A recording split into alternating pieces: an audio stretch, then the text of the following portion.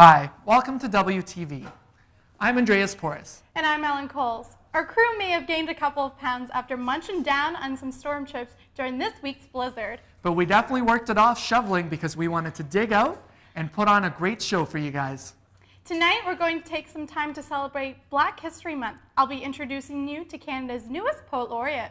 And we'll give you a peek at Viola Desmond's new Heritage Moment. But first, here's Nicole Martel at the news desk. Thanks, Andreas and Ellen.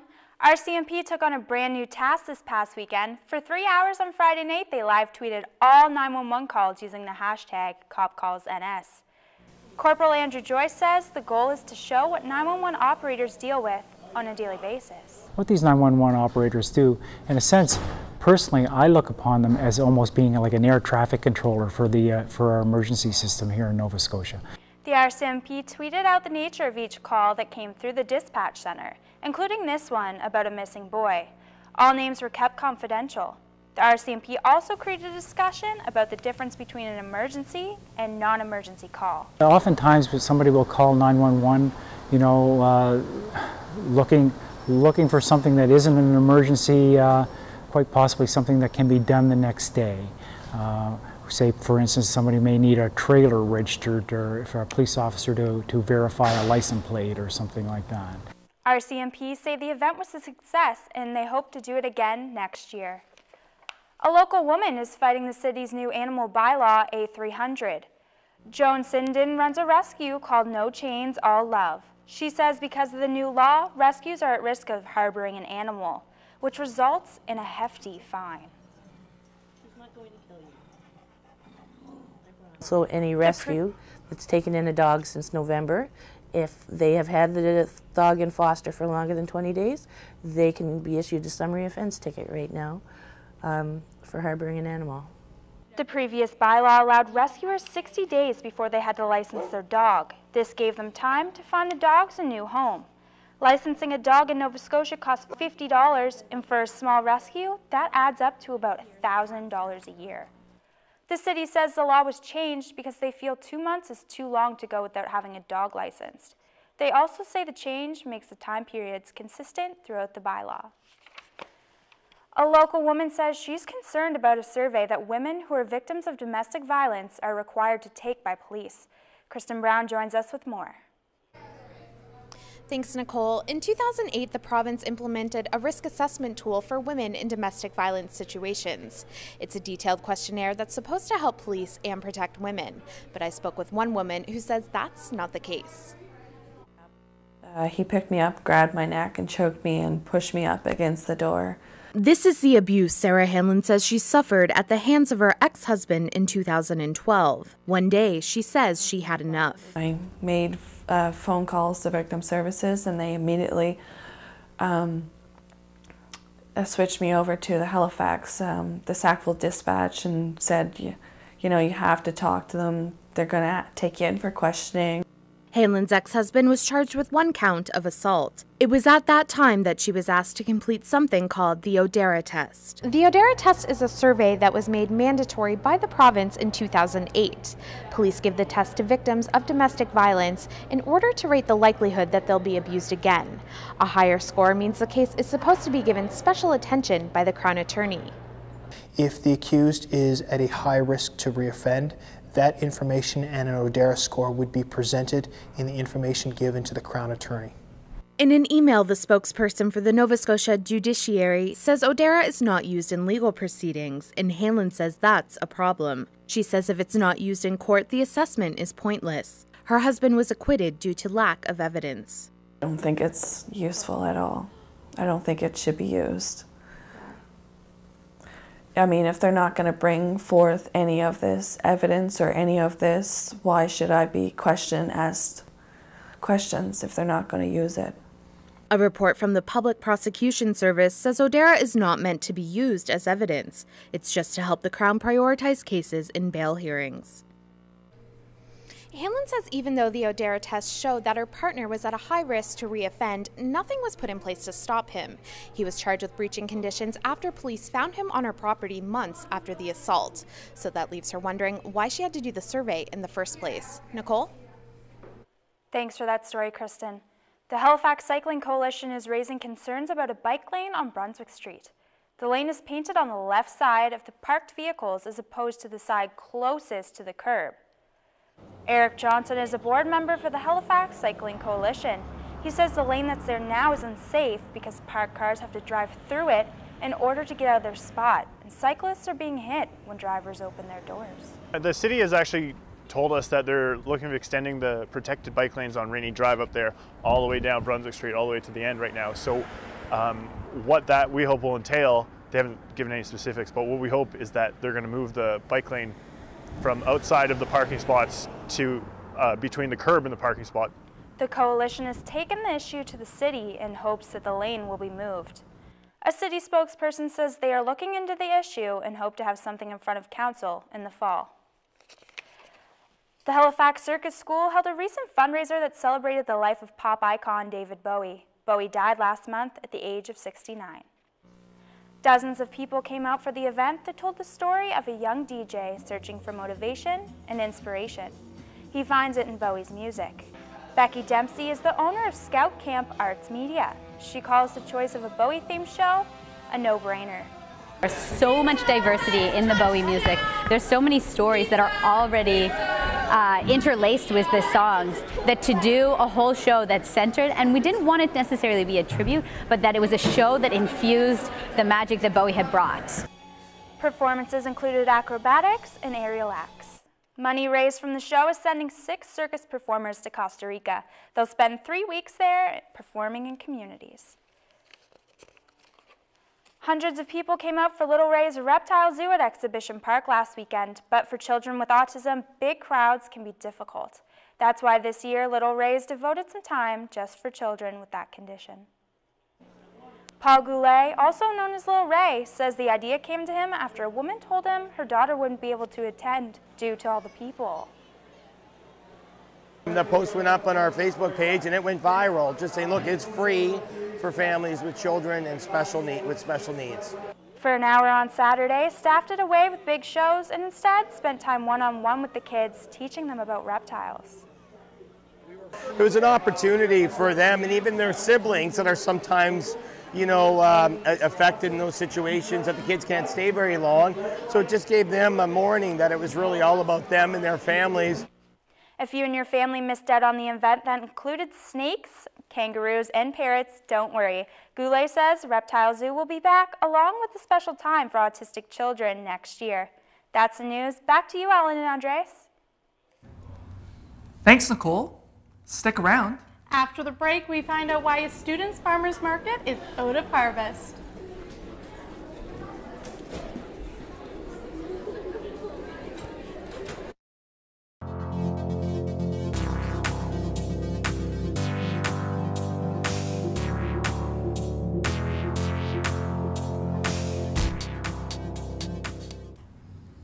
That's my puppy Dakota. We got him over the holidays. He's a little rascal. Yeah, he's really cute. I wish I had a puppy. Don't worry, Andreas. When we're in need of a dog sitter, I'll let you know. Deal. Now, I understand you met with a Nova Scotian author who received a prestigious title? That's right. George Eliot Clarke was named Canada's Poet Laureate in January, and he just published a new novel. I caught up with him at a recent book reading.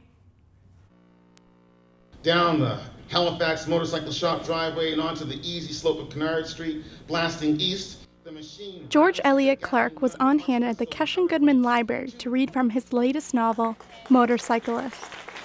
Clarke's father passed away 10 years ago, leaving behind his diary from 1959. The diary told of Clarke's father's escapades with women, his motorcycle, and the challenges of dating someone of different class and race. Great material for a book. It's a Black History Month novel, but it's for everybody to read and ponder and make you think about your own parents. Or if you are a parent yourself, how you got to be a parent in terms of forming that bond with somebody else. Clarke is an award-winning poet and is known for writing about African Canadians living in Nova Scotia and New Brunswick. He was also just named Canada's Parliamentary Poet Laureate. Gloria Wesley is an author and a fan of Clarke's. Like you can't stop listening because you're waiting for those words, you're waiting for that rhythm, you're waiting for everything. And he's just one of the most dynamic riders that we have. The motorcyclist follows an African Nova Scotian on his journey through the East Coast and highlights love and courtship during that time. I like to say that the diary is the skeleton, and I've put everything else, thrown everything else on top. All the flesh is from me, but the skeleton is his story, his memoir about his experiences in that year. Clark will be installed as Parliamentary Poet Laureate later this month, and he has a book of poetry coming out in April. It's great to see a Maritimer again recognized on a national level. Yeah, it is. That book looks really interesting. I'll have to check it out. Now, a controversy is brewing in Fall River as residents voice concerns about a possible quarry in the area. Here's Ed Halverson to break it down for you. Thanks, Andreas and Ellen. The Goss Quarry, or the Fall River Quarry as it is more commonly known, has been contentious since it was first proposed. It all started when Northern Construction, a New Brunswick-based construction company, bought land in the Aerotech Business Park in 2011. They applied to Halifax Regional Municipality for a permit to develop a quarry in the site. But HRM zoning doesn't allow any extraction activities, and that permit was rejected. Northern Construction then appealed that decision to the Nova Scotia Court of Appeals. That court ruled that quarries are the jurisdiction of the province. Northern Construction is then granted a permit by the Department of the Environment staff in September 2015 to operate a quarry under 4 hectares. Now that point is important. If you apply to operate a quarry that's less than 4 hectares, you don't need an environmental assessment. The Minister of the Environment can request one at any time, but in this case, as yet, has not.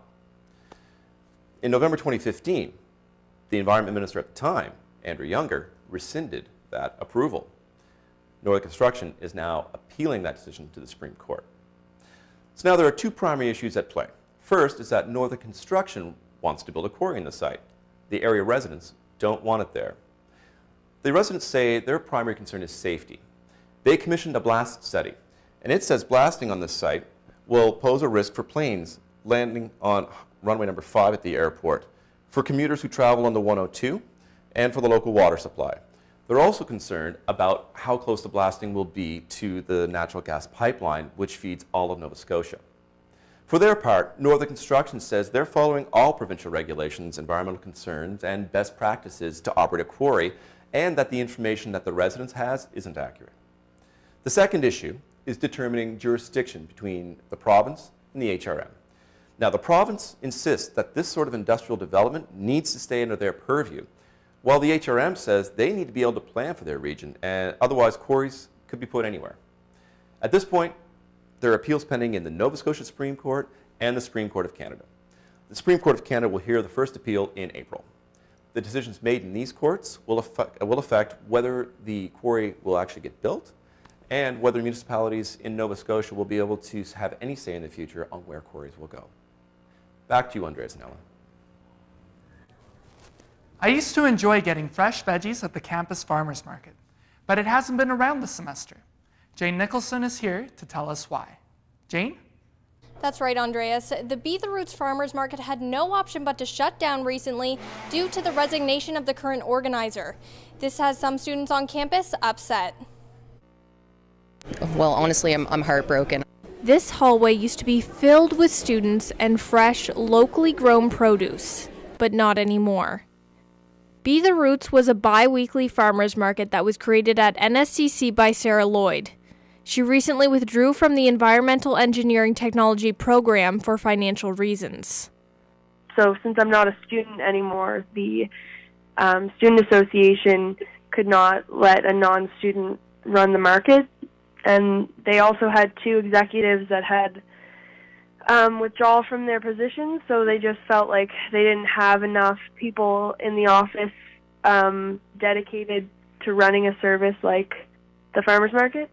Chelsea Monroe is the clerical assistant for the Student Association. She says because Lloyd was the sole organizer, they could not continue it when she left. She was just so autonomous. She just could really handle everything on her own, and she was really reliable and just didn't need almost any help from us. Like, it would just not be possible for one of the 3 remaining executives in this office and myself to take on. This has students like Morgan Cowan disappointed. And I was hoping to just easily pick up my fruits and vegetables week to week and, just have great quality produce. So I think it's a huge loss to the student body. But, I mean, hopefully they find a student to run the market next semester. I would gladly help because it's something that I'm obviously really passionate about. I wouldn't have put that much time into it if I didn't care. The Student Association say they hope to find someone as passionate as Lloyd to pick up where she left off sometime next semester. Andreas and Ellen? Thanks, Jane. Be sure to head to our website, waterfronttv.org, for more great stories. Here's Scott Hastings talking rugby. Hi, I'm Scott Hastings. Check out our website at waterfronttv.org for more content and stories, like mine about a local athlete who's traveling to South Africa to coach rugby.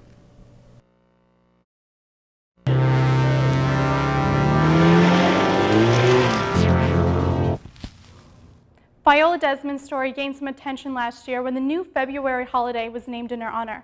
Now, a heritage moment is shining a light on the local civil rights hero. CJ Killam has the story. Viola Desmond's refusal to sit in a blacks-only area of a new Glasgow movie theater earned her jail time and a fine. It also showed that segregation was alive and well in Nova Scotia in the 1940s. But for many years, Desmond's story went untold. Isaac Saney is the Black Studies instructor at Dalhousie University.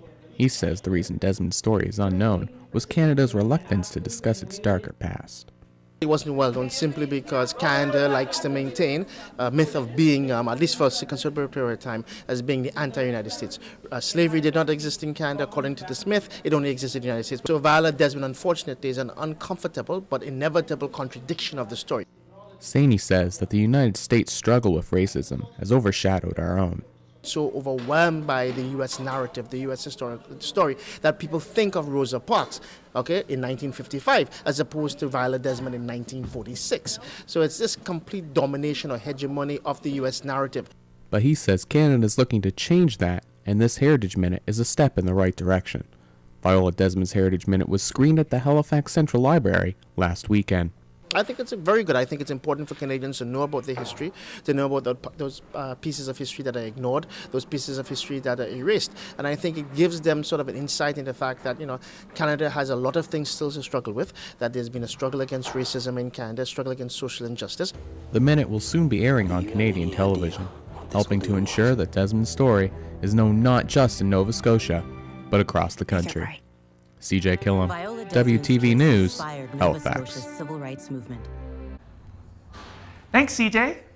Well, if you're looking for a way to get rid of those snow day blues, our first years have a list of things you want to check out. Take it away, Nick. Thanks, Alan and Andreas.